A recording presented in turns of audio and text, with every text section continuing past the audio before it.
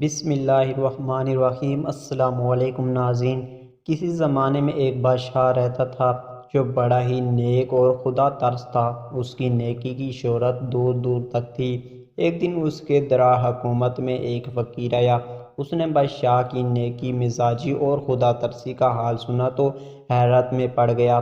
اس کی سمجھ میں یہ بات آئی تھی کہ حکومت کا انتظام اور خدا ترسی ایک جگہ کیوں کر جمع ہو سکتے ہیں۔ حکومت تو بڑی ہی دنیا داری کا مخاصہ ہے۔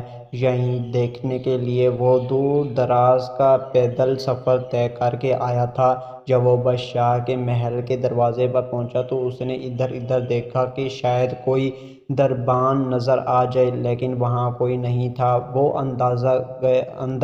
اندر گئے۔ بادشاہ نے اسے اجنبی شخص کو دیکھا تو نہایت اخلاق سے پیش آیا، پاس بٹھایا اور پوچھا، کہیں شاہ جی کس طرح آنا ہوا؟ میں نے سنا ہے کہ آپ کی عملداری میں آگ اور پانی اکٹھے ہو گئے ہیں، بس یہی دیکھنے کے لیے چلا آیا تھا۔ بادشاہ فقیر کا مطلب سمجھ گیا اور مسکراتا ہوا بولا، تو دیکھ لیا۔ ہاں، فقیر نے بے زاری سے جواب دیا اور جانے کے لیے اٹھنے لگے۔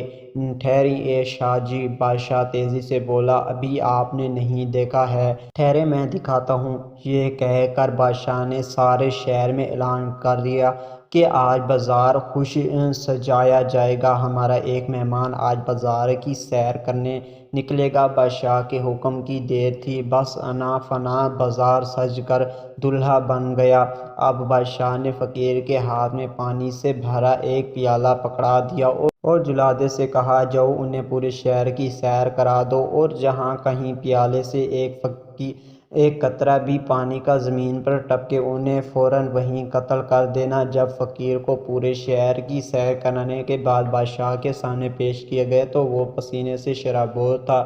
بادشاہ نے اسے دیکھتے ہی مسکرا کر پوچھا، کہیں شاہ جی، آج بازار کتنا خوبصورت سجا ہوا تھا، بتائیں تو صحیح آپ نے کیا کیا دیکھا اور آپ کو کیا کیا پسند آیا؟ فقیر نے فوراً کہا، ارے ظالم، تم نے مجھے اس لائق رکھا ہی کب تھا جو میں شہر دیکھتا؟ میں تو بس اتنا ہی جانتا تھا کہ سر پر ننگی تلوار تھی اور آنکھیں پیالے کی پانی پر جمی تھی۔ بادشاہ کہکہا لگا کر ہنسا اور کہنے لگا، کہیے اب بھی سمجھ میں آیا یا نہیں؟ یہ ہے آگ اور پانی کا کھیل۔ فقیر کے ہونٹوں پر تو جیسے تالا پڑ گیا، آنکھیں پھاڑ کر بادشاہ کو دیکھنے لگا۔ بادشاہ نے پھر کہا، ہاں، یہی راز ہے حکومت کے انتظام اور خدا پرستی کے ہونے کا۔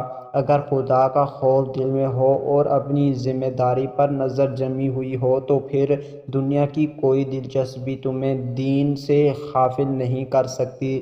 دین ذمہ داریوں کے پورا کرنے کا نام ہے، ان سے بھاگنے اور غرور اور بیابانوں میں پناہ لینے کا نہیں۔